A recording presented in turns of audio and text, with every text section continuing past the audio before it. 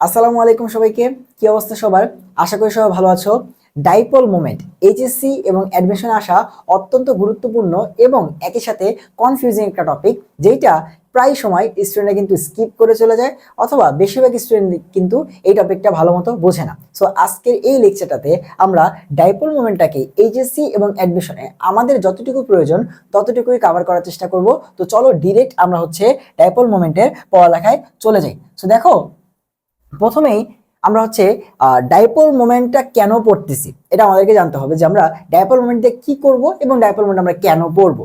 So আমরা এই মৌলের পর্যায়বৃত্ত ধর্ম চ্যাপ্টারে দুইটা টপিক অলরেডি পড়ে আসছি, যে পোলারিটি এবং ফাজানের নীতি। তোমাদের মনে থাকা উচিত যে পোলারিটি, যেটা আমরা 9-10 থেকেই পড়ে আসতেছি এবং ইন্টার আমরা আরো ভালোভাবে পড়ছি, এবং ফাজানের নীতি, এই দুটো টপিক যদি তোমার মনে থাকে তাহলে তুমি সেখান থেকে খুব সহজেই ডাইপোল মোমেন্ট জিনিসটা কি সেটা বুঝতে পারবা বা জিনিসটাকে রিলেট করতে পারবা।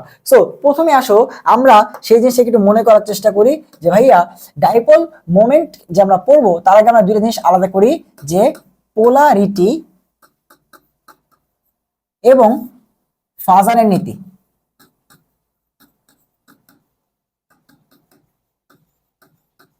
এই দুটো টপিক যদি আমরা একটু ক্লিয়ার করি হালকা করে, তাইলে তুমি বুঝে যাবা যে ডাইপোল মোমেন্ট জিনিসটা আসলে কার ক্ষেত্রে ইউজ করব বা কিসের জন্য আমরা ইউজ করব। সো মনে রাখবা, দুনিয়াতে সমযোজী বন্ধন বলো, আয়নিক বন্ধন বলো, যেই বন্ধনের মাধ্যমে একটা যৌগ তৈরি হোক, সেই যৌগটা কখনোই 100% পিওর ওই বন্ধনটাকে কখনো কি করে না, মেনটেন করে না। যেমন তুমি কোনো যৌগকে একেবারে 100% কি বলতে পারবা না, দুনিয়ার সব যৌগকে বলতে পারবা না যে ওরা 100% সমযোজী বা 100% আয়নিক। বেশিরভাগ যৌগের ক্ষেত্রে বা অধিকাংশ যৌগের ক্ষেত্রে দেখা যায় যে ও হয়তো সমযোজী যৌগ, বাট ওর মধ্যে আয়নিকের কিছু বৈশিষ্ট্য আছে, আবার ও হয়তো আয়নিক যৌগ, ওর মধ্যে সমযোজী যৌগের কিছু বৈশিষ্ট্য আছে। অর্থাৎ বেশিরভাগ যৌগ কখনোই 100% পিওর সমযোজী বা 100% আয়নিক যৌগ হয় না, তাদের মধ্যে কিছু সমযোজী বৈশিষ্ট্য থাকে, কিছু আয়নিকের বৈশিষ্ট্য থাকে। সো একটা সমযোজী যৌগের মধ্যে কতটুকু আয়নিক বৈশিষ্ট্য আছে এই জিনিসটা বোঝায় পোলারিটি।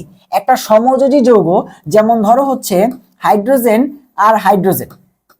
এখন এই হাইড্রোজেন এবং হাইড্রোজেন কিভাবে গঠন হয়েছে, দুটো ইলেকট্রন শেয়ার করে। বা ধরো হাইড্রোজেন আর তার সাথে ক্লোরিন, এই যৌগটা কিভাবে গঠন হয়েছে, এই হাইড্রোজেন একটা ইলেকট্রন শেয়ার করছে, এই ক্লোরিন একটা ইলেকট্রন শেয়ার করছে, এবং দুইজন 50-50 শেয়ারের মাধ্যমে সমযোজী বন্ধন গঠিত হয়েছে। সো এখানে কিন্তু কেউ কারো ইলেকট্রন একেবারে ছেড়ে দেয় নাই, কেউ কারো ইলেকট্রন একেবারে নিয়ে নেয়নি। সো এখানে প্লাস মাইনাস আসার কোনো চান্স নাই, কারণ আমরা জানি ইলেকট্রন ছেড়ে দিলে সেই যৌগটা প্লাস হয়ে যায়, ইলেকট্রন নিলে সেই যৌগটা মাইনাস হয়ে যায়। সো এখানে কিছুই হয় নাই, ওরা কি করছে, একজন আরেকজনের ইলেকট্রনটা 50-50 শেয়ার করছে। সো এখানে ইলেকট্রন কেউ ছাড়েও নাই, কেউ ইলেকট্রন নেয়ও নাই, সো প্লাস মাইনাস কিন্তু নাই। তার মানে সমযোজী যৌগ কেমন হওয়া উচিত ছিল, সেখানে কোনো প্লাস মাইনাস থাকবে না। বাট তুমি যদি চিন্তা করো, আমরা যদি তড়িৎ ঋণাত্মকতার কনসেপ্টটা পড়ে থাকি, আমরা এটা 9-10 থেকে পড়ে আসতেছি যে তড়িৎ ঋণাত্মকতা, তাহলে তড়িৎ ঋণাত্মকতা আমাদের কি কি বলে, তড়িৎ ঋণাত্মকতার সংজ্ঞা আমাদেরকে বলতেছে যে সমযোজী বন্ধনে যেই শেয়ারকৃত ইলেকট্রন দুইটা, যেমন এই হাইড্রোজেন এবং ক্লোরিন যে শেয়ার করলো, সেই ইলেকট্রন দুইটাকে নিজের দিকে প্রত্যেকটা মৌলই টানতে চায়। যারা যারা শেয়ার করছে তারা সবাই কি করতে চায়, এটাকে টানতে চায়। এটাকে বাস্তব জীবনের সাথে চিন্তা করতে পারো, দুই বন্ধু মিলে 50-50 শেয়ার করে ব্যবসা করছে, ঠিক আছে, বাট যখন ব্যবসাটা দাঁড়ায় যায়, সফল হয়ে যায়, তখন কিন্তু তারা চেষ্টা করে আমার অবদান বেশি, আমি 70% লাভ পাবো, তুই 30% লাভ পাবি, এরকম কিন্তু বাস্তব জীবনে হয়, তাই না? তো ওরা ইলেকট্রন গুলো শেয়ার করছিল 50-50, বাট এরপরে পাওয়ার দেখানো শুরু করবে, যার পাওয়ার বেশি সে ইলেকট্রনটাকে টেনে নিজের দিকে নিয়ে যাবে। এটাই ছিল তড়িৎ ঋণাত্মকতা, যে সমযোজী বন্ধনের ইলেকট্রন দুইটাকে সবাই নিজের দিকে টানতে চায়, এবং এই যে নিজের দিকে টানার ক্ষমতা, সেটাকে বলা হয় তড়িৎ ঋণাত্মকতা। এবং আমরা সবাই জানি যে এইখানে ক্লোরিনের তড়িৎ ঋণাত্মকতার মান 3 এবং হাইড্রোজেনের তড়িৎ ঋণাত্মকতার মান 2.1। সো যেহেতু ওর পাওয়ার বেশি, তাহলে ও কি করবে, ইলেকট্রন দুটাকে নিজের দিকে টান দিবে। টান দেওয়ার পরে দেখো এখানে ইলেকট্রন দুটা ছিল দুজনের মাঝামাঝি, সো টান দিয়ে ক্লোরিন কি করবে, নিজের কাছে নিয়ে যাবে। সো নিজের কাছে নিলে কি হইলো, ও কিন্তু নিজের ইলেকট্রন ছাড়া হাইড্রোজেনের ইলেকট্রনটাকে ওর কাছে নিয়ে গেছে। সো কি হয়ে যাবে, এই কাজটার কারণে ও হালকা মাইনাস হয়ে যাবে, এবং হাইড্রোজেনের নিজের ইলেকট্রনটা যেহেতু ওর থেকে দূর হয়ে গেছে, তাহলে ও হালকা প্লাস হয়ে যাবে। ওরা কিন্তু একেবারে চলে যায় নাই, দেখো ওরা এখনো যৌগ আকারে আছে, বাট ওদের মাঝখানে একটু দূরত্ব ক্রিয়েট হয়েছে। কিসের জন্য? ওই যে ক্লোরিন ওই ইলেকট্রন দুটাকে নিজের দিকে টান দিছে এবং হাইড্রোজেনের থেকে ইলেকট্রন দুটা দূরে সরে গেছে, যার কারণে কি হয়েছে, হাইড্রোজেন নিজের ইলেকট্রনটা থেকে দূরে সরে গেছে, মানে মাইনাস থেকে দূরে সরে গেছে, এজন্য ও হালকা প্লাস হয়ে গেছে, এবং ক্লোরিনটা মাইনাসটাকে নিজের দিকে নিয়ে নিছে, তাই ও হালকা মাইনাস হয়ে গেছে। এখন একটা সমযোজী যৌগের মধ্যে তো কোনো চার্জ ছিল না, কেউ তো ইলেকট্রন ছাড়ে নেয়, বাট তৈরি হলো কেন? এই যে ধর্মটা, এই ধর্মটাকে আমরা বলি পোলারিটি। সেটা আশা করি 9 10 থেকে পড়ছে এবং তোমরা জানো, তাও আমি একটু রিক্যাপ করলাম যে সমযোজী যৌগের মধ্যে প্লাস মাইনাস তৈরি হওয়ার কথা ছিল না, বাট কেন তৈরি হয়? তড়িৎ ঋণাত্মকতার ডিফারেন্সের কারণে। দুইজনের তড়িৎ ঋণাত্মকতার মান যদি কি হয়, কম বেশি হয়, তখন যে বেশি সে ইলেকট্রনটিকে টান দিয়ে হালকা মাইনাস হয়ে যায়, এবং যার কম সে হালকা প্লাস হয়ে যায়। এবং এই যে প্লাস মাইনাস তৈরি হওয়ার যে ধর্ম, এই জিনিসটাকে বলি হচ্ছে আমরা পোলারিটি। তাহলে এখান থেকে তুমি একটু আসো ভাইয়া, পোলারিটি আলটিমেটলি একটা আমাদের কি করতেছে, পুরো এখানে যতগুলা যৌগ নিয়ে কাজ করলাম সব হচ্ছে সমযোজী যৌগ। সমযোজী যৌগের মধ্যে কি তৈরি হচ্ছে, প্লাস মাইনাস, সেইটা মাপতেছি কি দিয়ে, পোলারিটি দিয়ে। তাহলে আমরা বলতে পারি যে পোলারিটি হচ্ছে একটা সমযোজী যৌগের মধ্যে কতটুকু প্লাস মাইনাসের বৈশিষ্ট্য আছে, বা কতটুকু সেটা আয়নিক, প্লাস মাইনাস মানে তো আয়নিক। তাহলে একটা সমযোজী যৌগ কতটুকু আয়নিক সেটা আমরা বুঝি পোলারিটির মাধ্যমে। দেখো, একটি সমযোজী যৌগ কতটুকু আয়নিক, বা তার মধ্যে কতটুকু প্লাস মাইনাস তৈরি হবে, সেটা বুঝি কার মাধ্যমে? এই পোলারিটির মাধ্যমে। একটা সমযোজী যৌগের মধ্যে প্লাস মাইনাস তৈরি হবে কিনা, হইলেও কতটুকু হবে, সেটার পরিমাণ কেমন, সেইটা মাপি হচ্ছে পোলারিটি দিয়ে। ঠিক আছে। আর ফাজারের নীতি ছিল উল্টা। ফাজারের নীতি আমাদের বলতেছিল যে একটা আয়নিক যৌগ, একটা আয়নিক যৌগ কতটুকু সমযোজী সেটা আমরা বুঝতে পারবো ফাজারের নীতি দ্বারা। কতটুকু সমযোজী, একটা আয়নিক যৌগ কতটুকু সমযোজী, সেইটার নীতি দিছিল ফাজারের নীতি, এবং এই টপিকটার নাম ছিল পোলারায়ন।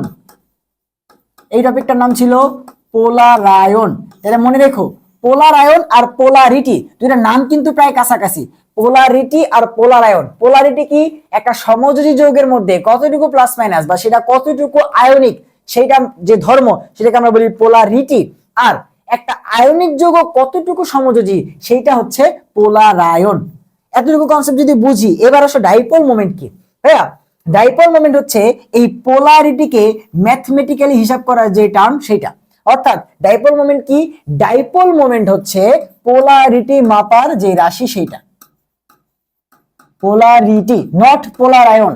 তার মানে পোলারিটি কি ছিল, একটা সমযোজী যৌগ কতটুকু আয়নিক, একটা সমযোজী যৌগের মধ্যে আদৌ প্লাস মাইনাস তৈরি হবে কি না, সেইটাই ছিল হচ্ছে পোলারিটি। আর এই পোলারিটি আমরা বুঝবো কি দিয়ে, পোলারিটি আমরা বুঝবো ডাইপোল মোমেন্ট দিয়ে। অর্থাৎ কোন সমযোজী যৌগের মধ্যে যদি ডাইপোল মোমেন্ট থাকে, তার মানে তার পোলারিটি আছে, তার মধ্যে প্লাস মাইনাস আছে, সে হচ্ছে পোলার যৌগ। তাই মনে রেখো, ডাইপোল মোমেন্ট দ্বারা আমরা কি বুঝবো, ডাইপোল মোমেন্ট, ডাইপোল মোমেন্ট দ্বারা আমরা বুঝবো যে তার মধ্যে পোলারিটি আছে নাকি নাই। যদি ডাইপোল মোমেন্ট থাকে, যদি কোনো যৌগের মধ্যে সমযোজী যৌগ অবশ্যই, কারণ এখানে যা কিছু আলোচনা করতেছি পোলারিটি কাকে নিয়ে আলোচনা করে, সমযোজী যৌগ নিয়ে। সো একটা সমযোজী যৌগের মধ্যে যদি, সমযোজী যৌগের মধ্যে যদি ডাইপোল মোমেন্ট থাকে, তাহলে যৌগটাকে আমরা বলবো হচ্ছে পোলার যৌগ। আর যদি না থাকে, আর যদি না থাকে, তাহলে আমরা বলবো হচ্ছে তোমার সেই যৌগটা হচ্ছে নন পোলার যৌগ। সেই যৌগটা হচ্ছে নন পোলার যৌগ। যদি ডাইপোল মোমেন্ট থাকে তাহলে পোলার, না থাকলে নন পোলার। আমরা এইচএসসি কিন্তু অনেকে এইভাবেও ডাইপোল মোমেন্ট বের করা শিখি। যেমন ধরো হচ্ছে হাইড্রোজেন এবং ক্লোরিন, আমরা বলি ক্লোরিনের তৈরি মান হচ্ছে 3, হাইড্রোজেনের হচ্ছে 2.1। সো যেহেতু তোদের মাঝখানে 0.9, আমরা পড়ি যে 0.4 এর থেকে যদি বেশি হয় দুইজনের পার্থক্য, তাহলে পোলার যৌগ। বাট এইভাবে তুমি সবসময় আসলে বের করতে পারবা না। তোমাকে ডাইপোল মোমেন্ট দিয়ে সব যৌগের পোলারিটি একদম 100% অ্যাকুরেটলি বের করতে পারবা। এইভাবে মান বের করে করে তুমি পারবা না। সো ডাইপোল মোমেন্ট আমাদের এই জন্যই শিখতে হয়, যেন হচ্ছে আমরা দুনিয়ার যে কোনো যৌগের কি পোলারিটিটাকে মাপতে পারি, যে ওর মধ্যে প্লাস মাইনাস আছে, ও কি পোলার নাকি হচ্ছে নন পোলার। একটা যৌগ পোলার নাকি নন পোলার, তার মধ্যে প্লাস মাইনাস তৈরি হবে কি হবে না, একটা সমযোজী যৌগের মধ্যে পোলারিটি আছে নাকি নাই, এটা মাপবো কার দ্বারা, ডাইপোল মোমেন্ট দ্বারা। ডাইপোল মোমেন্ট দ্বারা এই জিনিসটাকে আমরা মেজার করব। সো ডাইপোল মোমেন্ট হচ্ছে পোলারিটি মেজার করার রাশি। আচ্ছা, এবার আসো ডাইপোল মোমেন্টকে প্রকাশ করা হয় কি দিয়ে ভাই, ডাইপোল মোমেন্টকে প্রকাশ করা হচ্ছে মিউ দ্বারা।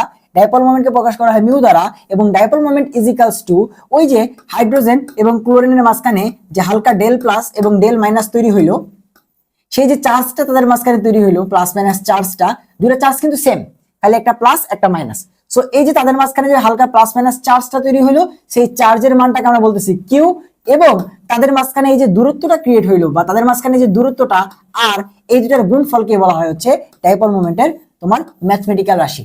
Dipole moment mu is equals to হচ্ছে কিউ, তাদের মধ্যবর্তী যে যতটুকু প্লাস মাইনাস চার্জ হচ্ছে সেটা, এবং তাদের মধ্যবর্তী দূরত্ব Q into R. So dipole moment is equals to হচ্ছে কিউ ইন্টু আর। সেই জিনিসটাই কিন্তু এখানে চিত্রের মধ্যে দেওয়া আছে। দেখো dipole moment mu is equals to হচ্ছে সেপারেটেড চার্জ, মানে কতটুকু প্লাস মাইনাস তৈরি হয়েছে সেটা হইতে পারে ডেল প্লাস অথবা হইতে পারে হচ্ছে ডেল মাইনাস, দুটার যে কোনো একটা বসালেই হচ্ছে, এবং তাদের মধ্যবর্তী দূরত্ব। সো এখানে পুরো জিনিসটা দেখতে পারতেছো, ধরো এটা হচ্ছে সেই হাইড্রোজেন এবং এটা হচ্ছে ধরো ক্লোরিন, তাহলে তাদের যে কোনো একটার চার্জ এবং তাদের মধ্যবর্তী যে দূরত্ব সেটার গুণ করলে তুমি কি পাবা, ডাইপোল মোমেন্টকে পাবা।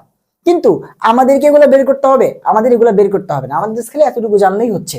আমাদের মেন বইতে শুধুমাত্র ডাইপোল মোমেন্টের এই কথাটুকুই দেওয়া আছে যে mu is equals to q into r, এবং ডাইপোল মোমেন্ট হচ্ছে এইটা, এতটুকু।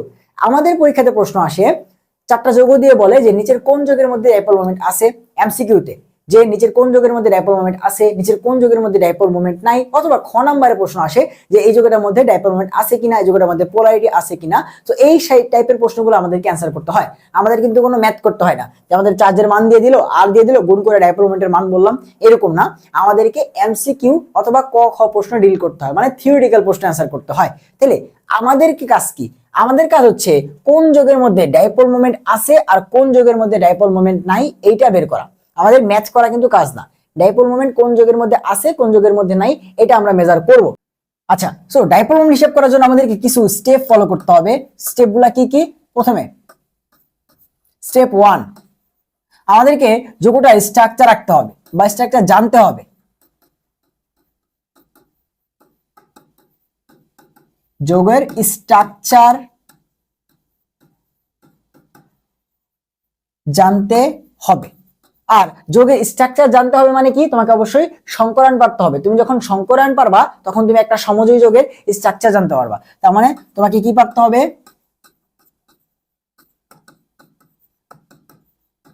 সংকরায়ন পারা লাগবে। তুমি যদি সংকরায়ন না পারো তাহলে তুমি হচ্ছে ডাইপোল মোমেন্ট জিনিসটাকে অত ভালোভাবে বুঝবা না, বা তুমি আলটিমেটলি বেরই করতে পারবে না।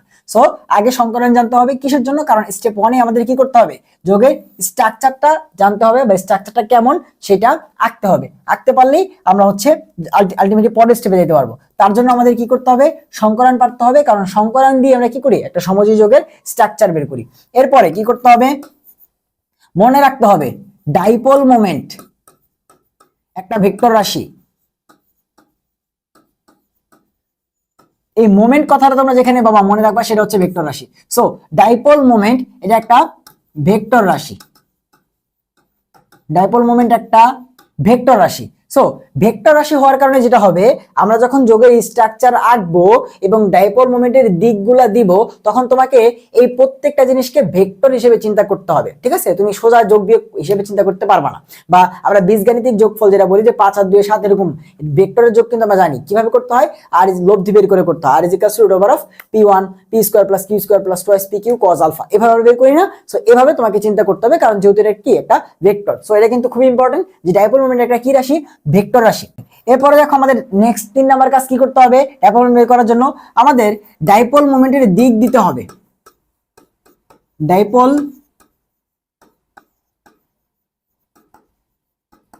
মোমেন্টের দিক দিতে হবে, যেহেতু এটা একটা ভেক্টর রাশি। সো ডাইপোল মোমেন্টটা কার থেকে কার দিকে কাজ করতেছে এটা তোমাকে জানতে হবে। তো ডাইপোল মোমেন্টের দিক দেওয়ার দুইটা নিয়ম আছে, এটা আমরা একটু পরেই পড়তেছি, আগে আমরা স্টেপগুলো জানি। তো আমাদের 3 নাম্বার স্টেপে ডাইপোল মোমেন্টের দিক দিতে হবে, এবং লাস্ট স্টেপে আমরা কি করব, সেই দিক দেওয়ার পরে আমরা ভেক্টর এর যে লব্ধি সেই লব্ধি মতো হিসাব করব। কোনো ম্যাথ না, জাস্ট খালি যোগ বিয়োগ করবো, যেখানে কি কাটাকাটি যাইতেছে নাকি কাটাকাটি যাইতেছে না, বাট দুইটা কি আলটিমেটলি 180 ডিগ্রি কোণে কাজ করতেছে, দুইটা ভেক্টর আমরা কি জানি বিপরীত দিকে কাজ করলে 0 হয়ে যায়। সো এরকম যদি হয় তাহলে হচ্ছে 0 হয়ে গেলে ডাইপোল মোমেন্টের মান যদি 0 হয়ে যায় তাহলে আমরা বলবো যৌগটা হচ্ছে নন পোলার, আর যদি 0 না হয় তাহলে বলবো পোলার। সো লাস্টে আমরা কি করব, লব্ধি হিসাব করব। এন্ড যদি লাস্টে এসে ফাইনাল রেজাল্ট কি, যদি তোমার কি হয় আলটিমেটলি হিসাব করার পরে মিউ নেটটা 0 হয় তাহলে আমরা বলবো যৌগটা হচ্ছে নন পোলার, কারণ তার মধ্যে কোনো ডাইপোল মোমেন্ট নাই। আর যদি mu net not equals to 0 হয় তাহলে আমরা বলবো যৌগটা হচ্ছে পোলার যৌগ। ঠিক আছে, সো এই হচ্ছে 4টা স্টেপ। এই 4টা স্টেপে আমরা দুনিয়ার সকল যোগ সমযোজী যোগের ডাইপোল মোমেন্ট বের করতে পারবো। সো এখন এই 3 নাম্বার জিনিসটা এখানেই মেইন কাহিনী, যে ভাই ডাইপোল মোমেন্টের দিক যে দিতে হবে সেটা কিভাবে দিব। সো দেখো ডাইপোল মোমেন্টের দিক,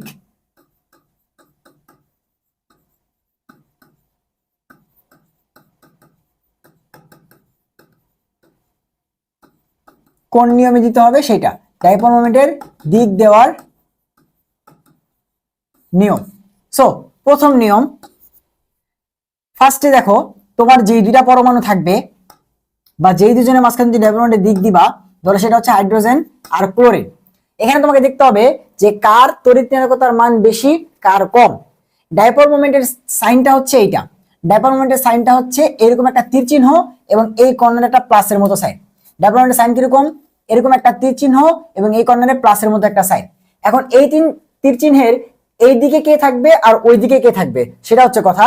মনে রাখবা এই তীর চিহ্নের এই দিকে থাকবে যার তড়িৎ ঋণাত্মকতার মান En বেশি, তীর চিহ্নের এই ক্রসের সাইডটাতে সে থাকবে যার তড়িৎ ঋণাত্মকতার মান বেশি, আর এই যে প্লাসের সাইডটাতে থাকবে যার তড়িৎ ঋণাত্মকতার মান En কম। সেখানে হাইড্রোজেন এবং ক্লোরাইড আমি দেখাই দিচ্ছি যে কিভাবে দিবা। হাইড্রোজেন এবং ক্লোরিনের মধ্যে ক্লোরিনের তড়িৎ ঋণাত্মকতার মান হচ্ছে 3 আর হাইড্রোজেনের হচ্ছে 2.1। সো ক্লিয়ারলি হাইড্রোজেনের বেশি। সো তীর চিহ্নটা কিভাবে দিব, হাইড্রোজেন থেকে ক্লোরিনের দিকে তীর থাকবে এবং হাইড্রোজেনের যেহেতু মান কম, হাইড্রোজেনের এখানে একটা প্লাসের মতো সাইন দিব। সেম ভাবে ধরো হাইড্রোজেন ফ্লোরাইড, সো হাইড্রোজেনের থেকে ফ্লোরিনের বেশি, তাহলে ফ্লোরিনের দিকে তীর থাকবে এবং এখানে প্লাসের মতো সাইন। সো এই হচ্ছে সাইন দেওয়ার নিয়ম। একটা পরমাণু থেকে একটা পরমাণুর দিকে কিভাবে সাইন দিব, যার তড়িৎ ঋণাত্মকতার মান বেশি তার দিকে ক্রস, যার তড়িৎ ঋণাত্মকতার মান বেশি তার দিকে ক্রস এবং এই দিকে থাকবে প্লাস, যার কম সেই দিকে থাকবে প্লাস। তো আশা করি প্রথমটা বুঝতে পারছো। সেকেন্ড আরেকটা নিয়ম তীর চিহ্ন, যদি লোন পেয়ার থাকে, লোন পেয়ার থাকলে কিভাবে দিব, যেমন ধরো অ্যামোনিয়া যে যৌগটা আছে সেটা যদি আমি দিয়ে দেখাই, তাহলে অ্যামোনিয়া যৌগটা হচ্ছে এরকম দেখতে। সো এই প্রত্যেকটার ক্ষেত্রে চিন্তা করে দেখো তো, হাইড্রোজেনের মান কম তাহলে কি হবে, হাইড্রোজেনের নাইট্রোজেনের বেশি, তাহলে যার বেশি তার দিকে তীর এবং এই হাইড্রোজেনের দিকে প্লাস। হাইড্রোজেনের কম নাইট্রোজেনের বেশি, তাহলে হাইড্রোজেন থেকে নাইট্রোজেনের দিকে ডাইপোল মোমেন্ট কাজ করবে, উপরের দিকে তীর চিহ্ন, এখানে তোমার প্লাসের মতো সাইনটা। হাইড্রোজেন থেকে নাইট্রোজেনের দিকে কাজ করবে, তাই এই নাইট্রোজেনের দিকে ক্রস এবং এখানে ওই তীর চিহ্ন। এবং এই নাইট্রোজেনের উপর একটা লোন পেয়ার আছে না, আমাদের কাজ হচ্ছে লোন পেয়ারে কিভাবে দিব। ঠিক আছে, বাকিগুলো একটু মুছে দিই, জাস্ট নাইট্রোজেন আর লোন পেয়ারটাকে রাখি। দেখো এটা ধরো নাইট্রোজেন এবং এটা ধরো লোন পেয়ার, তাহলে এখন কোন দিকে দিব, লোন পেয়ার থেকে নাইট্রোজেনের দিকে নাকি নাইট্রোজেন থেকে লোন পেয়ারের দিকে। মনে রাখবা সব সময় যেই পরমাণু লোন পেয়ার তার থেকে লোন পেয়ারের দিকে হবে ক্রস, লোন পেয়ারের দিকে ক্রস থাকবে আর পরমাণুর দিকে প্লাস থাকবে, প্লাসের মতো যে সাইনটা সেটা সবসময় মনে রাখবা, লোন পেয়ারের দিকে সাইনটা দিব, লোন পেয়ারের দিকে সাইনটা দিব। আর এখানে কি ছিল, যার তড়িৎ ঋণাত্মকতার মান বেশি তার দিকে ক্রস সাইনটা দিব এবং এই প্লাসের সাইনটা দিব কোন দিকে, যার কম সেই দিকে। আর লোন পেয়ার থাকলে পরমাণুর দিকে প্লাস আর লোন পেয়ারের দিকে তীর চিহ্নটা থাকবে, লোন পেয়ারের দিকে তীর চিহ্নটা থাকবে। দুটা নিয়ম বুঝছো। এইবার দেখো আমরা হচ্ছে একটু স্টেপ গুলো দেখে নেই। ফার্স্টে স্ট্রাকচার আঁকবো, এরপরে ডাইপোল মোমেন্টটা ভেক্টর রাশিটা মাথায় রাখবো, ভেক্টর নিয়মে যোগ বিয়োগ করতে হবে, এটা যেন কোনোভাবে ভুল না হয়। সেকেন্ডলি দিক দিয়ে দিব, এরপরে ভেক্টর নিয়মে হিসাব করে দেখব যে কাটাকাটি যাচ্ছে কি যাচ্ছে না। যদি কাটাকাটি যায় তাহলে হচ্ছে 0 চলে আসবে এবং আলটিমেটলি বলবো যোগটা নন পোলার, আর যদি 0 না আসে তাহলে বলবো পোলার। ক্লিয়ার। এবার আমরা হচ্ছে অনেকগুলো এক্সাম্পল এখানে আছে আমাদের। প্রথমে দেখো আমরা হচ্ছে এই যৌগগুলো নিছি, হাইড্রোজেন ক্লোরিন অক্সিজেন। সো এখানে দেখো হাইড্রোজেন অণু দেওয়া আছে, তাই তো, তার মানে হাইড্রোজেন হাইড্রোজেন যৌগ, এটা হচ্ছে H2। সো এইখানে তুমি একটু চিন্তা করে দেখো তো, এইটাও হাইড্রোজেন, এটার মান 2.1 তড়িৎ ঋণাত্মকতার মান, এটার মান 2.1। সো কারো বেশি না কারো কমও না, ও ইলেকট্রনকে নিজের দিকে টান দিতে যতটুকু জোরে টান দিবে ও ততটুকু জোরে টান দিবে, তার মানে ইলেকট্রনটা কোনো দিকেই যাবে না, দুটার মাঝখানে থাকবে। সো এখানে কোনো ডাইপোল মোমেন্টই নাই। সো দুইটা সেম পরমাণু মিলে যদি অণু গঠন করে, অর্থাৎ মৌলিক অণু যেগুলো আছে অর্থাৎ যেমন O2, তারপর হচ্ছে তোমার ধরো Cl2, F2, Br2, I2, H2, এই টাইপের যেসব অণুগুলো আছে সেগুলো সবগুলো ডাইপোল মোমেন্টের কোনো মান নাই, জিরো। আলটিমেটলি ওরা তো সেম, এই পাশে অক্সিজেন এই পাশে অক্সিজেন, সো দুজনের ক্ষমতা সেম।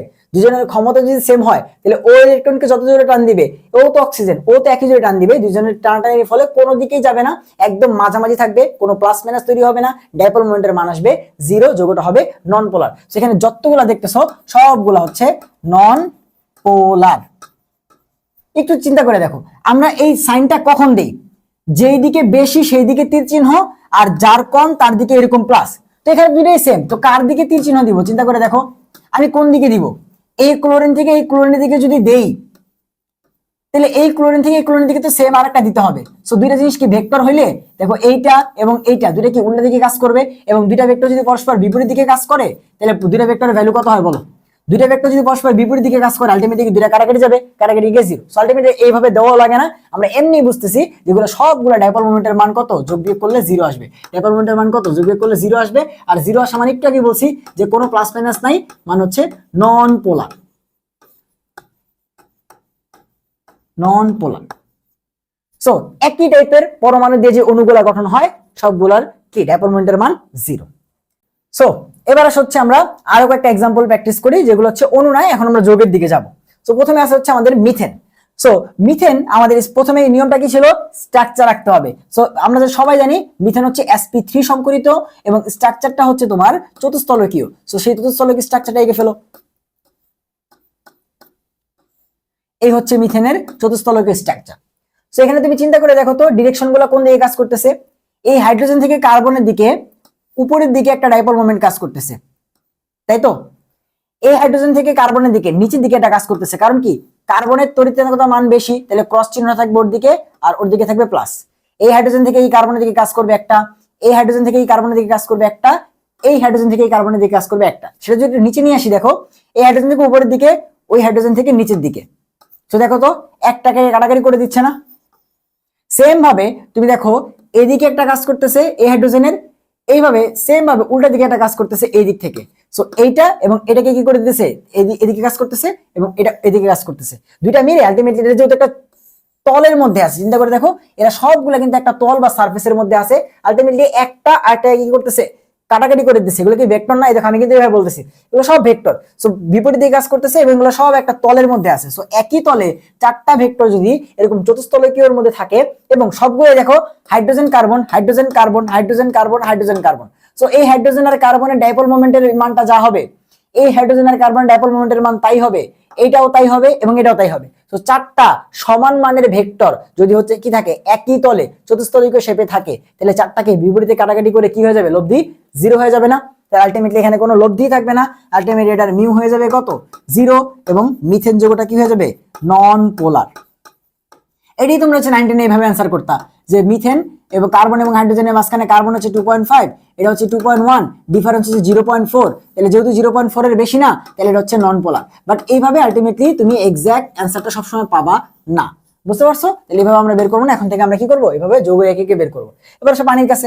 হ্যাঁ, পানি হচ্ছে বেন্ড শেপ বা উল্টা ভি আকৃতি, তাই তো? তাহলে এই হচ্ছে অক্সিজেন এবং পানির মধ্যে কিন্তু দুইটা লোন পেয়ার আছে। সো লোন পেয়ার গুলো অবশ্যই বলা যাবে না, অর্থাৎ সংকরায়নে আমরা যেভাবে স্ট্রাকচার রাখি সেভাবে স্ট্রাকচার রাখবো। সো এই হচ্ছে জিনিসপাতি, এটাই পানি, তাই তো? সো অক্সিজেনের তড়িৎ-ঋণাত্মকতার মান বেশি, কি ফার্স্টে স্ট্রাকচার রাখতে হবে, তাই তো? এই দেখো রুলস গুলো কিন্তু আমি ফলো করতেছি, ফার্স্টে স্ট্রাকচার রাখতে হবে। সো আমরা কি করলাম, পানির স্ট্রাকচার রাখলাম। সেকেন্ড রুলস কি ছিল, ডাইপোল মোমেন্টের ভেক্টরটা মাথায় রাখতে হবে। সো আমার মাথায় কিন্তু আছে। এরপরে ডাইপোল মোমেন্টের দিক দিতে হবে। সো চলো দিক দিয়ে ফেলি, আমরা হচ্ছে ডিরেক্ট দিক দিয়ে ফেলি।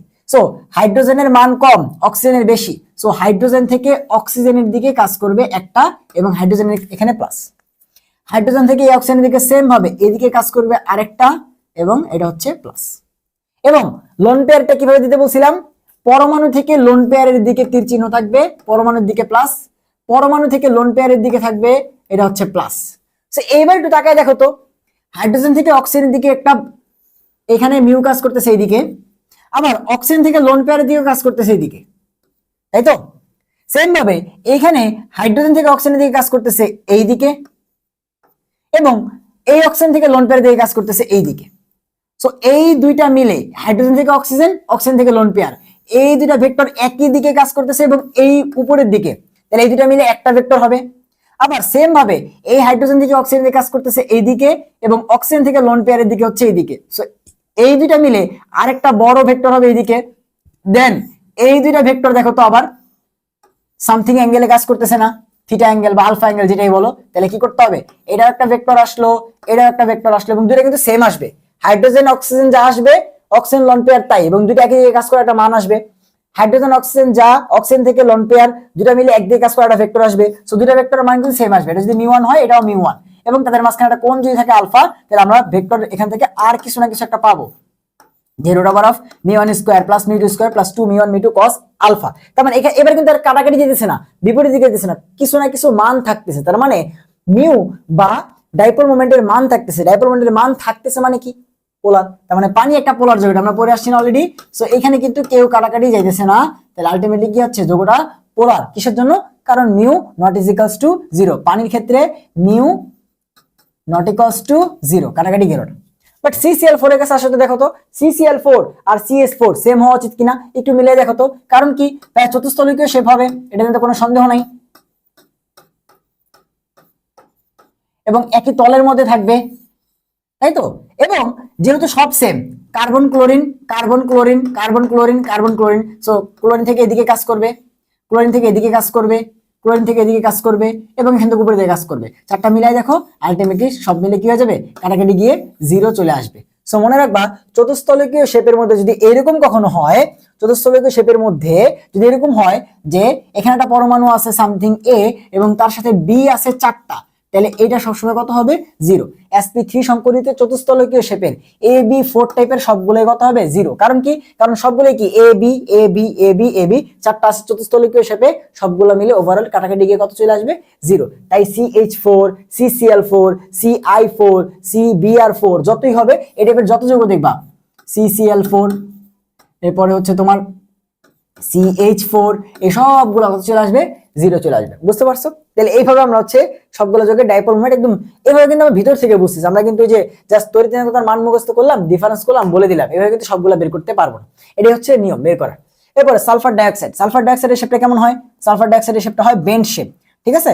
তাহলে সালফার ডাইঅক্সাইড হচ্ছে দেখতে এরকম হয়। তোমরা যদি সংকরায়ন পারো তাহলে তোমাদের কাছে এই জিনিসগুলা আসলে ইজি হওয়ার কথা। সো দিকগুলো দিয়ে ফেলি, সালফারের থেকে অক্সিজেনের তড়িৎ-ঋণাত্মকতার মান বেশি, তাহলে সালফার থেকে অক্সিজেনের দিকে একটা কাজ করবে ডাইপোল মোমেন্ট এদিকে, এই সালফার থেকে অক্সিজেনের দিকে কাজ করবে একটা এদিকে, এবং যেহেতু কম ওর দিকে প্লাস। সেম ভাবে এই সালফার থেকে লোন পেয়ারের দিকে একটা কাজ করবে উপরের দিকে, এবং সালফার এখানে প্লাস। সো দেখো তো দুইটা সমান কাজ করতেছে এদিকে, সালফার অক্সিজেন, এবং লোন পেয়ারের থেকে সালফার দিয়ে কাজ করতেছে উপরের দিকে।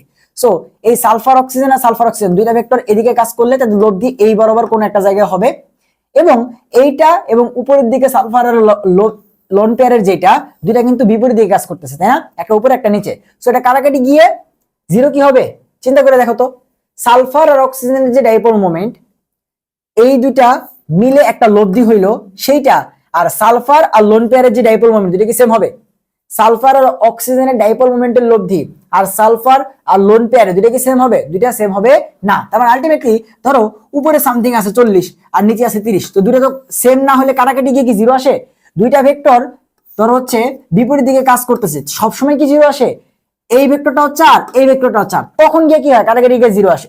বাট একটা ভেক্টর ধরো হচ্ছে 7 আর একটা ভেক্টর ধরো হচ্ছে 5, তখন কি হয়, এটা কাটাকাটি চলে যায়, এদিকে কত থাকে, 2 মানের একটা ভেক্টর থাকে না।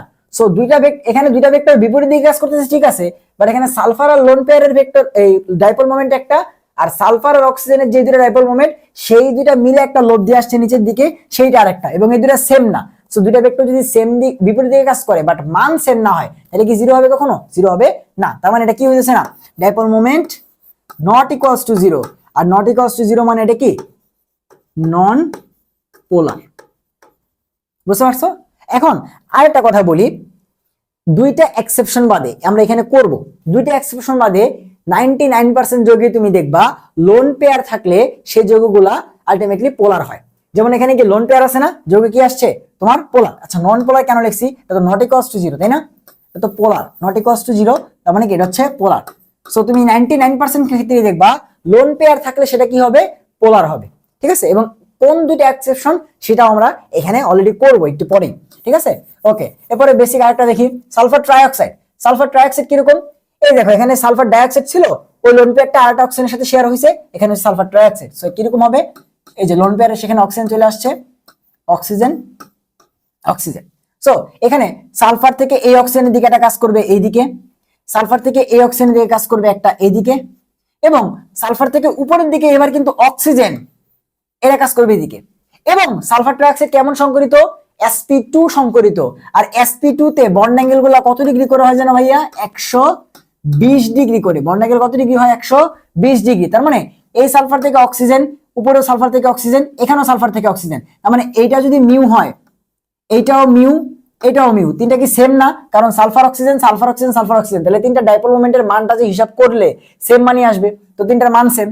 সো তিনটা ভেক্টর যদি সেম মানের হয় এবং পরস্পর 120 ডিগ্রি কোণে কাজ করে, তাহলে তুমি বলো তো ভাইয়া, এখানে পি মানের একটা ভেক্টর, এখানে কিউ মানের একটা ভেক্টর, এবং এখানে আর মানের একটা ভেক্টর, এবং তিনজন কাজ করতেছে 120 ডিগ্রি, তাহলে লব্ধি কত, 0। তাহলে এখানে তিনটা ডাইপোল মোমেন্ট প্রত্যেকটা সালফার অক্সিজেনের জন্য, এবং তিনটা 120 ডিগ্রি কোণে কাজ করতেছে, কারণ সালফার ট্রাইঅক্সাইডের সংকরায়ন sp2 তে বন্ড অ্যাঙ্গেল 120 ডিগ্রি। সো সংকরায়ন না পারলে তুমি কিন্তু ডাইপোল মোমেন্ট কত ভালোভাবে বুঝবা না। সো এখানে ডাইপোল মোমেন্ট চলে আসছে আলটিমেটলি কাটাকাটি গিয়ে 0, তার মানে সালফার ট্রাইঅক্সাইড হয়ে গেল নন পোলার। সালফার ডাইঅক্সাইড হচ্ছে পোলার, কারণ ওর মধ্যে লন পেয়ার আছে, বাট সালফার ট্রাইঅক্সাইডের মধ্যে কোনো লন পেয়ার নাই। তিনটা মিলে কি সেম মানের ভেক্টর 120 ডিগ্রি অ্যাঙ্গেলে হইতেছে, আলটিমেটলি কাটাকাটি গিয়ে ডাইপোল মোমেন্ট কত আসছে, 0। এবার আসে কার্বন ডাইঅক্সাইড। কার্বন ডাইঅক্সাইড তো সরলরৈখিক, তাই না? এই পাশে একটা অক্সিজেন, এই পাশে একটা অক্সিজেন। সো অক্সিজেনের মান বেশি কার্বনের থেকে, তড়িৎ ঋণাত্মকতার। সো কার্বন থেকে অক্সিজেনের দিকে একটা, এবং এই কার্বন থেকে অক্সিজেনের দিকে আরেকটা, এবং দুটো কি সেম না, কার্বন আর অক্সিজেন, কার্বন আর অক্সিজেন। সো দুইটা ডাইপোল মোমেন্টের মান সেম, এবং কাজ করতেছে একটা একটা উল্টা দিকে 180 ডিগ্রি অ্যাঙ্গেলে। সো দুইটা ভেক্টর পরস্পর সেম মানের, বিপরীত দিকে কাজ করলে মিউ কত আসে, 0। সো কার্বন ডাইঅক্সাইডের কোনো ডাইপোল মোমেন্ট নাই, নাই মানে কি কোনো প্লাস মাইনাস নাই, মানে হচ্ছে নন পোলার।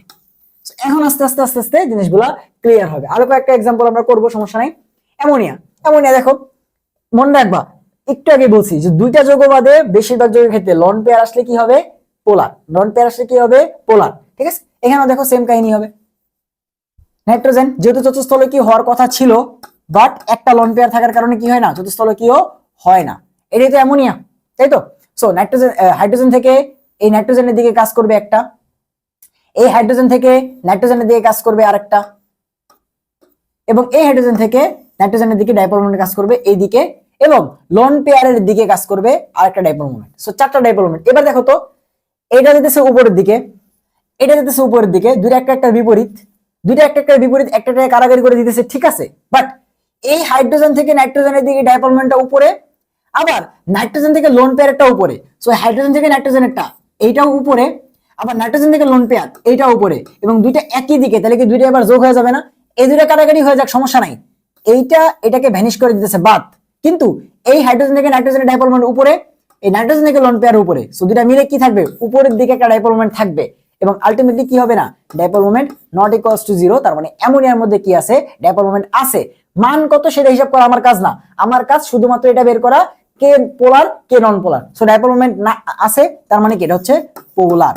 এবং সহজে আমরা অ্যান্সার দিতে পারতাম, ওই যে লন পেয়ার আছে মানে কি পোলার, এটা পরে আসছে, তাই না? তাহলে আমরা এমসিকিউতে আসলে সহজেই বলে দিতে পারি, যেহেতু এই যুগের মধ্যে তোমার কি আছে, লোন পেয়ার আছে মানে কি পোলার। সো এমসিকিউতে তোমার এত কিছু করা লাগবে না, তাই না? তুমি যদি একটা একদম অচেনা একটা যৌগ আসলে তুমি এমনি বের করবা, বাট তুমি চিনো, বাসায় প্র্যাকটিস করবা, তাহলে তুমি দেখবে পরীক্ষাতে দিলে খুব এইসব উদাহরণই আসবে, তখন তুমি অলরেডি জানো।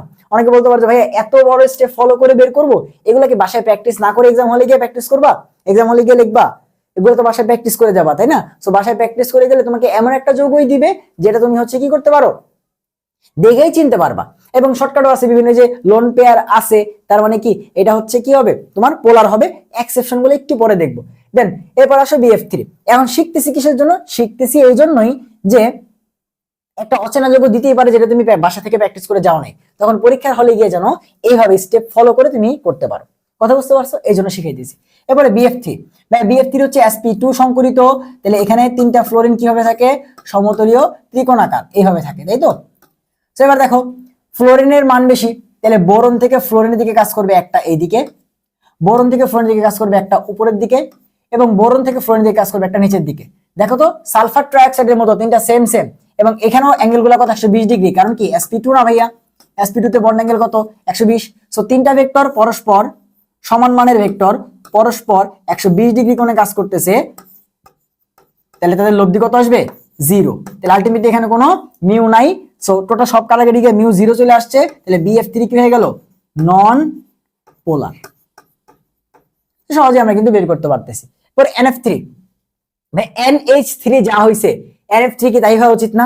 দেখি তো NF3 দেখো তো, নাইট্রোজেন ফ্লোরিন ফ্লোরিন ফ্লোরিন এবং এখানে একটা লোন পেয়ার থাকবে, তাই তো? তাহলে দিকগুলো দিয়ে ফেলি, লোন পেয়ারের দিকে থাকে এবং এখানে ফ্লোরিনের বেশি, মনে রেখো ওখানে নাইট্রোজেনের বেশি ছিল, তাই দিকগুলো নাইট্রোজেনের দিকে দিছিলাম, বাট এখানে ফ্লোরিনের বেশি, তাই নাইট্রোজেন থেকে ফ্লোরিনের দিকে একটা, নাইট্রোজেন থেকে এই ফ্লোরিনের দিকে একটা, নাইট্রোজেন থেকে এই ফ্লোরিনের দিকে একটা। এখন তুমি চিন্তা করে দেখো ভাই এই তিনটা তো একটা প্লেনের মধ্যে আছে, তাই না? এই তিনটা তো প্লেনের মধ্যে আছে, সো এই তিনটা তো মিলে নিচের দিকে একটা মান আসা উচিত। এবং তুমি চিন্তা করে দেখো তো এই দুটা বিপরীত দিকে কাজ করতেছে, তুমি বলতে পারো যে ভাই এই দুটো তো কারাকারি চলে যাবে আগের লজিক অনুযায়ী, কিন্তু এই যে দুইটা বিপরীত দিকে কাজ করতেছে, একটা হচ্ছে নাইট্রোজেন এবং ফ্লোরিনের মধ্যে ডাইপোল মোমেন্ট, আর একটা হচ্ছে নাইট্রোজেন এবং লোন পেয়ারের মধ্যে ডাইপোল মোমেন্ট, যের উপরে কাজ করতেছে, দুইটা কি সেম? নাইট্রোজেন এবং তোমার লোন পেয়ারের মধ্যে যেই ডাইপোল মোমেন্ট কাজ করতেছে, নাইট্রোজেন আর ফ্লোরিন ডাইপোল মোমেন্ট কি সেম হবে? দুইটা সেম না। সো দুইটা সেম না বা অসমান ভেক্টর বিপরীত দিকে কাজ করলে কখনো জিরো আসে? এটা ফার্স্টই বলছি জিরো আসে না, মানে এখানে কাটাকাটি যাবে, ঠিক আছে, উপরে নিচে এটা কাটাকাটি গিয়ে কিছু না কিছু একটা মান কিন্তু থাকবে, তবে আলটিমেটলি কি হবে dipole moment not equals to zero. তো আলটিমেটলি এটা কি যৌগ? একটা পোলার যৌগ। এবং আবারও সেটাই প্রমাণ হলো, বা লোন পেয়ার আছে মানেই পোলার, লোন পেয়ার আছে মানেই পোলার, এক্সেপশন পরে পড়বো। এরপর আসো hydrogen fluoride, hydrogen chloride, hydrogen iodide এবং হাইড্রোজেন ব্রোমাইডটা লিখে নাই, ওটা একই হবে, এই তিনজনে যা হবে ওর তাই হবে, ঠিক আছে? ওকে, এই টাইপের যৌগগুলো দেখো, হাইড্রোজেন ফ্লোরাইড, ফ্লোরিনের মান বেশি তড়িৎচুম্বকতার, তাহলে দিক কার দিকে হবে? ফ্লোরিনের দিকে, এবং হাইড্রোজেন প্লাস, এখানে তো ভেক্টরই একটা, কাটাকাটি করার মতো কেউ নাই, তাহলে এটা কি জীবনে কাটাকাটি হবে? একটা ভেক্টরই কাজ করবে ডান দিকে বা ফ্লোরিনের দিকে, তাহলে আলটিমেটলি এখানে কি আছে mu not equals to zero, অবশ্যই আছে, তার মানে যৌগটা হচ্ছে পোলার। সেম ভাবে তুমি এখানে সবগুলা করে দেখো, হাইড্রোজেন এবং ক্লোরিন, ক্লোরিনের দিকে কাজ করবে হাইড্রোজেন প্লাস, তার মানে কি পোলার, কারণ এটাকে কাটাকাটি করার মতো তো কেউ নাই, এটাকে কাটাকাটি যে করবে এরকম তো কেউ নাই। সেম ভাবে হাইড্রোজেন আয়োডাইড সেম সেমই আসবে, হাইড্রোজেন আয়োডাইড সেম আসবে, তার মানে এটাও কি পোলার। সেম ভাবে হাইড্রোজেন ব্রোমাইড যদি চিন্তা করো, হাইড্রোজেন ব্রোমাইড ব্রোমিনের দিকে কাজ করবে এবং কি যৌগ পোলার, কারণ এদেরকে কাটাকাটি করার মতো, এই ভেক্টরটাকে কাটাকাটি করার জন্য বিপরীত দিকে যার একটা ভেক্টর লাগবে সেটা তো নাই, এখানে আছে দুইজন, এই ডাইপোল মোমেন্ট কাজ করতেছে একটা, চারটাকে কাটাকাটি করার জন্য কেউ নাই, আলটিমেটলি ডাইপোল মোমেন্ট আছে, আছে মানে কি পোলার। এখন এইখান থেকে আরেকটা কনফিউজিং এমসিকিউ আসে, ঠিক আছে ভাই চারটাই পোলার বুঝলাম, চারটার মধ্যেই ডাইপোল মোমেন্ট আছে বুঝলাম, কিন্তু কোনটা বেশি কোনটা কম সেটা বলো। HF, HCl, HBr এবং HI, এই চারটার মধ্যে আমি বুঝলাম যে প্রত্যেকটাই হচ্ছে কি ডাইপোল মোমেন্ট আছে, প্রত্যেকটাই পোলার, ঠিক আছে, প্রত্যেকটাতেই প্লাস মাইনাস তৈরি হয়, পোলারিটি আছে, বাট কোনটা বেশি কোনটা কম, কার ডাইপোল মোমেন্টের মান বেশি কার কম। এখন তুমি যদি ডাইপোল মোমেন্টের ফর্মুলাটা মনে থাকে যে mu is equals to q into r, অর্থাৎ চার্জ এবং মধ্যবর্তী দূরত্বের গুণফল। সো চার্জ যত বেশি হবে ডাইপোল মোমেন্ট তত বেশি হবে, কারণ কি সমানুপাতিক সম্পর্ক, দূরত্ব যত বেশি হবে ডাইপোল মোমেন্ট তত বেশি হবে, সো চার্জ বেশি হইলেও ডাইপোল মোমেন্ট বেশি হয়, দূরত্ব বেশি হলেও ডাইপোল মোমেন্ট বেশি হয়। সো এখানে ফার্স্ট যদি হাইড্রোজেন ফ্লোরাইডের কাছে আসো, ফ্লোরিনের তড়িৎ-ঋণাত্মকতার মান বাকিগুলোর থেকে বেশি, তার মানে এখানে চার্জ গ্যাপটা বেশি তৈরি হবে, মানে চার্জ বেশি থাকবে। চার্জ বেশি হইলে বা চার্জ যদি ধরি, তাহলে আমাদের ডাইপোল মোমেন্ট বেশি হওয়া উচিত হাইড্রোজেন ফ্লোরাইডের, যদি চার্জ কনসিডার করি, যদি চার্জ কনসিডার করি তাইলে বেশি হওয়া উচিত হাইড্রোজেন ফ্লোরাইডের। আর যদি আকার চিন্তা করো, আয়োডিন সব থেকে বড় না, তাহলে আয়োডিন থেকে হাইড্রোজেনের ডিস্টেন্সটা বেশি হবে, আর বেশি হবে, আর বেশি হলে ওর তো ডাইপোল মোমেন্ট বেশি হওয়া উচিত। তাহলে যদি আর কনসিডার করি, যদি তুমি দূরত্ব বা আর কনসিডার করো, তাহলে অ্যান্সার হওয়া উচিত হাইড্রোজেন আয়োডাইড। তাহলে কোনটা বেশি কোনটা কম? হাইড্রোজেন আয়োডাইড বেশি নাকি হাইড্রোজেন ফ্লোরাইড বেশি? এখন এইখানে মনে রাখবা এক্সপেরিমেন্টাল ভ্যালু থেকে দেখা যায় যে হাইড্রোজেন ফ্লোরাইডেরই বেশি হয়, হাইড্রোজেন ফ্লোরাইডেরই বেশি হয়। তার মানে কি বুঝলাম? আকারের থেকেও চার্জ ফ্যাক্টরটা এখানে বেশি কাজ করতেছে, আকারের থেকেও ডাইপোল মোমেন্টটা কার উপর ডিপেন্ড করতেছে? চার্জ ফ্যাক্টরের উপর। তার মানে মনে রাখবা আকারের থেকেও ইম্পর্টেন্ট চার্জ ফ্যাক্টর। সো এখানে হাইড্রোজেন ফ্লোরাইডের সব থেকে বেশি, তারপরে হাইড্রোজেন ক্লোরাইড, তারপরে হাইড্রোজেন ব্রোমাইড, তারপরে হাইড্রোজেন আয়োডাইড। আশা করি ক্লিয়ার। সো এমসিকিউ যদি আসে পরীক্ষাতে ডিরেক্ট যে নিচে ডাইপোল মোমেন্টের সঠিক ক্রম কোনটি, মনে রাখবা হাইড্রোজেন ফ্লোরাইডের সব থেকে বেশি, তারপর হাইড্রোজেন ক্লোরাইড, তারপর হাইড্রোজেন ব্রোমাইড, তারপর হাইড্রোজেন আয়োডাইড। বুঝতে পারছো? ক্লিয়ার। সো এরপরে আসো এই টাইপের যৌগগুলা, এগুলা কিভাবে বানানো হয়েছে একটু দেখো তো। এই যে CH4, সেখান থেকে এক হাইড্রোজেনকে সরাই দেখো, এখানে ফ্লোরিনকে নিয়ে আসছে, হয়ে গেছে CH3F। এখানে আরো একটাকে সরাই দিছে, সরাই নিয়ে আসছে CH2F2। এখানে আরো একটাকে সরাই দিছে, হয়ে গেছে CHF3। সো এই টাইপের যে যৌগগুলো আছে তুমি চিন্তা করে দেখো, আমরা একটু আগে পড়ে আসছি, যদি চতুস্তলকীয় শেপ হয় এবং চারটা যদি সেম সেম থাকে তাহলে জিরো হয়ে যায়। কারণ এখানে যেই কাজ করবে, এখানে যেটা কাজ করবে, এখানে কাজ করবে, চারটা মিল আলটিমেটলি কাটাকাটি গিয়ে জিরো হয়ে যায় যদি চারটা সেম থাকে। বাট যদি চারটা সেম না থাকে, এখানে CH4 জিরো কেন হয়েছিল? কারণ এখানেও হাইড্রোজেন, এখানেও হাইড্রোজেন, এখানেও হাইড্রোজেন, এখানেও হাইড্রোজেন। CCl4 কেন জিরো হয়েছিল? কারণ এখানেও ক্লোরিন, এখানেও ক্লোরিন, এখানেও ক্লোরিন, এখানেও ক্লোরিন। আমরা বুঝছিলাম চতুস্তলকীয় শেপের সবগুলা যদি সেম সেম হয় তাহলে কাটাকাটি গিয়ে জিরো হয়, বাট এখানে কিন্তু সব সেম না। তিনটা হাইড্রোজেন একটা ফ্লোরিন, সো ওই যে ফ্লোরিনেরটা যত হবে আর তিনটা হাইড্রোজেনের তত হবে, সব মিলে তো কাটাকাটি যাবে না। এখানে দুইটা ফ্লোরিনের যত হবে, দুইটা হাইড্রোজেনের যত হবে, সব মিলে তো কাটাকাটি যাবে না। তিনটা ফ্লোরিনের যত হবে, একটা হাইড্রোজেন যত হবে, সব মিলে কি এবার কাটাকাটি হবে? চারটা সেম মানের ভেক্টর হইলে বলতাম কাটাকাটি যাবে, এখানে চারটা তো সেম না। তিনটা এক, একটা আলাদা, দুইটা এক, দুইটা আলাদা, তিনটা এক, একটা আলাদা। সো এইভাবে কি হবে না? জিরো হবে না। তার মানে মনে রাখবা সি এর সাথে চতুস্তলিকীয় শেপের যতগুলো আছে, CCl4 এটা জিরো, CH4 এটা জিরো। বাট যদি ধরো CCl4 এর জায়গায় তিনটা ক্লোরিন রেখে একটা ক্লোরিনকে সরে একটা ফ্লোরিন নিয়ে আসি, তাইলে সেটা নন জিরো হয়ে যাবে। কারণ তিনটা ক্লোরিন আর এই একটা ফ্লোরিনের দুইটা কিন্তু সব কিন্তু সেম হবে না। বুঝতে পারছো? চতুস্তলকীয় শেপ যাদের আছে তাদের সাথে কেন্দ্রীয় পরমাণুর সাথে চারটা যদি সেম সেম জিনিস থাকে তাহলে তোমার কাটাকাটি জিরো আসবে। আর যদি একটাও আলাদা থাকে, একটাও যদি অন্য কিছু থাকে, তাহলে কাটাকাটি যাবে না, এবং তখন সেক্ষেত্রে ডাইপোল মোমেন্ট থাকবে, যৌগ হবে পোলার। তার মানে এখানে যতগুলো যৌগ আছে না করেই বলে দিতে পারি এগুলো সব পোলার, এগুলো সব হচ্ছে পোলার। আশা করি বুঝতে পারছো। চতুস্তলকীয় শেপের চারটা যদি সেম হয়, যেমন CH4, CCl4, তাইলে জিরো। বাট একটাও যদি অন্য কিছু থাকে তাইলে হচ্ছে তোমার কি হবে না? জিরো হবে না, ডাইপোল মোমেন্ট থাকবে, পোলারিটি থাকবে, এবং যৌগগুলো হবে পোলার। বুঝতে পারছি? এবার আসো এখানে, এই যে এই দুজন হচ্ছে এক্সেপশন। এতক্ষণ ধরে বলতেছিলাম যে এক্সেপশন পড়বো যে লোন পেয়ার থাকলেও এদের ডাইপোল মোমেন্ট জিরো আসবে। লোন পেয়ার থাকার পরেও এদের ডাইপোল মোমেন্ট জিরো আসবে। কিভাবে দেখো, আমরা পরে আসছিলাম যে 99% কেসে লোন পেয়ার থাকলে তুমি বলে দিতে পারবা যে এর মধ্যে কি আছে? ডাইপোল মোমেন্ট আছে। বাট এই দুটোই একমাত্র যৌগ যাদের মধ্যে তোমার লোন পেয়ার ইলেকট্রন থাকার পরেও ডাইপোল মোমেন্ট জিরো আসবে। কিভাবে? ভাই XeF2 সংকরায়ন কি হয়? দুইটা ফ্লোরিনের সাথে দুইটা সিগমা বন্ড আর তিনটা লোন পেয়ার, 3 আর 2 5, তার মানে সংকরায়ন হচ্ছে sp3d। তোমাকে সংকরায়ন পারতে হবে না, তুমি হচ্ছে ডাইপোল মোমেন্ট স্ট্রাকচার না আঁকতে পারলে তুমি তো বুঝবা না যে ভেক্টর কোন দিকে কাজ করতেছে। কথা বুঝতে পারছো? সো XeF2 তাহলে আকার কি হবে? ত্রিকোণাকার by pyramid.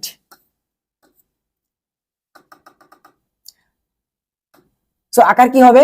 ত্রিকোণাকার by pyramid. So এই হচ্ছে জ্যানন, এবং এই একটা ফ্লোরিন, আর 3 জোড়া লোন পেয়ার, এই একটা এবং এই একটা লোন পেয়ার। এবার দিক দাও ভাইয়া, স্ট্রাকচার আঁকা শেষ। ফ্লোরিনের বেশি তাহলে জ্যানন থেকে ফ্লোরিনের দিকে থাকবে, এবং জ্যাননের এখানে প্লাস। ফ্লোরিনের বেশি তো জ্যানন থেকে ফ্লোরিনের দিকে থাকবে, এবং এখানে প্লাস। দুইটা সেম জ্যানন ফ্লোরাইড উল্টো দিকে কাজ করতেছে। সো এইটা আর এইটা কাটাকাটি থাকতেছে 3 জন। কারা কারা? এই যে এই লোন পেয়ারের দিকে এদিকে একটা, সো আমরা কি জানি লোন পেয়ারের দিকে হবে, তাই না? তাহলে এই লোন পেয়ারের দিকে একটা, এইখানে একটা লোন পেয়ার আছে তার দিকে একটা, এবং এইখানে একটা লোন পেয়ার আছে তার দিকে একটা। ভাই এরা 3 জন কি দেখো তো ট্রাইগোনাল পিরামিড টাইপের কিনা, ত্রিকোণাকার শেপ কিনা, এই তিনটা একই তলের মধ্যে আছে কিনা, এবং এদের মাঝখানে কোণ কি 120 ডিগ্রি করে। কারণ এই যে এই 3 জন কি একটা ত্রিভুজ গঠন করতেছে না? এই দেখো দাগ দিলে বুঝবা, ত্রিভুজ গঠন করতেছে। তাহলে এখানে কত? 120 ডিগ্রি, 120 ডিগ্রি। এখন তোমরাই বলো, জ্যানন থেকে লোন পেয়ার, তিনটে সব ক্ষেত্রে কি সেম না? জ্যানন লোন পেয়ার, এবং তিনটা সমান মানের ভেক্টর যদি 120 ডিগ্রি কোণে কাজ করে কত আসে? এবং অলরেডি ফ্লোরিন আর ফ্লোরিন তো উপরে নিচে কাটাকাটি করে কি হয়ে গেছে অলরেডি জিরো। তাহলে এই ফ্লোরিন আর ফ্লোরিন কাটাকাটি করে জিরো এবং এই তিনটা লোন পেয়ারের মান আলটিমেটলি জিরো। তার মানে এখানে কোনো মিউই নাই, আলটিমেটলি সব কাটাকাটি গিয়ে যেমন যেই ডাইফ্লোরাইড সেখানে তিনটা লোন পেয়ার থাকার পরেও মিউ কত চলে আসলো জিরো। এই হচ্ছে আমাদের প্রথম এক্সেপশন, যেটা লোন পেয়ার থাকার পরেও কি আসলো নন পোলার আসলো। বুঝতে পারছি? এবার আসলে ওটার কাছে সেম এখানে সেম জিনিসটাই হবে। দেখো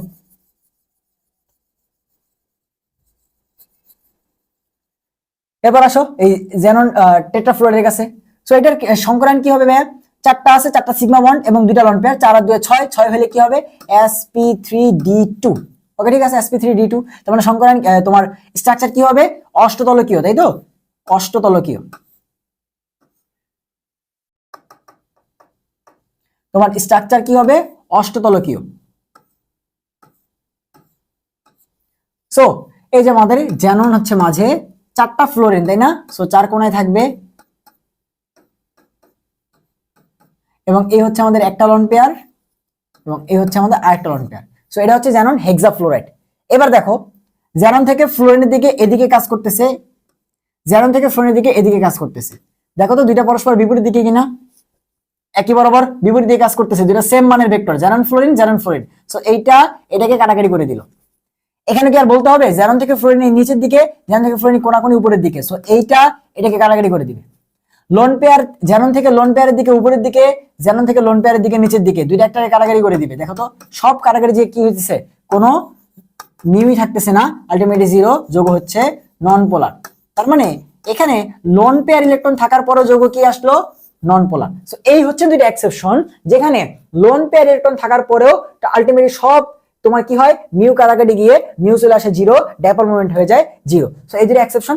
বাকিগুলোর ক্ষেত্রে তুমি যদি লোন পেয়ার থাকে তাহলেই বলে দিতে পারো যে না ওর মধ্যে কি আছে ডাইপোল মোমেন্ট আছে, তোমাকে আর এক্সট্রা করে করতে হবে না। যেহেতু এমসিকিউতে আসে যত তাড়াতাড়ি অ্যান্সারটা করা যায় ততই ভালো। তবে ইন ডিটেলসে পড়ে এলাম এই জন্যই যে তুমি অ্যাডমিশনে যাও আর হচ্ছে এইচএসসি লেভেলে পড়ো, তুমি যদি জিনিসটাকে হচ্ছে ভিতর থেকে ফিল করে না বুঝতে পারো তাহলে দেখা যায় ওই টপিকটা মুখস্থ টাইপের হয়ে যায়, মানে তুমি জাস্ট পরীক্ষা অ্যান্সার করার জন্য পড়তেছো এরকম হয়ে যায়। এখন তুমি যখন বুঝলা যে না ডাইপোল মোমেন্টটা কিভাবে কাজ করতেছে, এটা একটা ভেক্টর রাশি, এটাকে তুমি চিন্তা করতে পারো ওই তোমার ফিজিক্সের যে ভেক্টর চ্যাপ্টারে যে পি কিউ ভেক্টর কাজ করতো, এদিকে সেদিকে তুমি লব্ধি বের করতা, তারপর হচ্ছে উপাংশ বের করতা যে কস এদিকে গেলে কাছে কস, দূরে সাইন, উপরের দিকে সাইন, নিচের দিকে সাইন, এগুলো বের করতা। সেভাবে চিন্তা করলে তুমি কি পাবা। এরপরে XeF6 এর কত হবে ভাইয়া?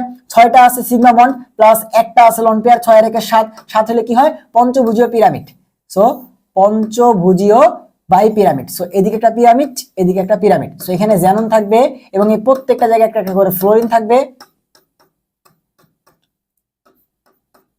সো এই হচ্ছে ফ্লোরিন এবং এখানে হচ্ছে লোন পেয়ার। সো এখানে দেখো এই দুটাকে তুমি যদি কোনাকুনি চিন্তা করো এটা তুমি জিরো বানাইতে পারো, সমস্যা নাই। এই দুটাকে তুমি কোনাকুনি চিন্তা করো জিরো বানাইতে পারবা।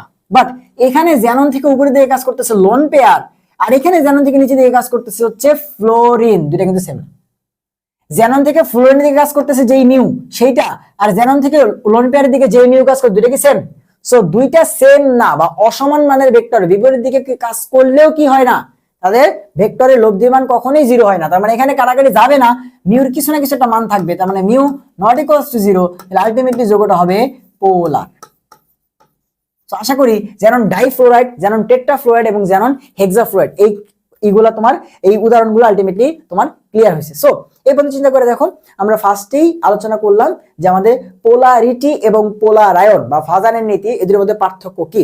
পোলারিটি হচ্ছে একটা সমযোজী যৌগের মধ্যে কতটুকু প্লাস মাইনাস বা কতটুকু আয়নিক বৈশিষ্ট্য থাকবে সেইটা মাপবো এবং সেই পোলারিটি মাপাই কি দিয়ে? ডাইপোল মোমেন্ট দিয়ে। ডাইপোল মোমেন্ট বের করলে তুমি বুঝবা যে ওই সমযোজী যৌগের মধ্যে কোনো আয়নিক বৈশিষ্ট্য বা প্লাস মাইনাস আছে কি নাই। কথা বুঝতে পারছো? একদম 100% অ্যাকুরেটলি বলতে পারবা কার মাধ্যমে? ডাইপোল মোমেন্টের মাধ্যমে। আর ফাজানের নীতি আমাদেরকে বলছিল যে একটা আয়নিক যৌগ কতটুকু সমযোজী সেইটা, এবং তার জন্য সে 4টা রুলস দিয়েছিল, সেটা আলাদা কনসেপ্ট আর এটা আলাদা কনসেপ্ট। আশা করি ডাইপোল মোমেন্টের এই লেকচারটা তোমাদের এইচএসসি এবং অ্যাডমিশনে এই টপিকটা নিয়ে যতটুকু ভয় ছিল সেইটাকে তোমাদের দূর করবে। দেখা হবে নেক্সট কোনো লেকচারে। সবাই সেই পর্যন্ত সুস্থ থাকো, ভালো থাকো, আল্লাহ হাফেজ।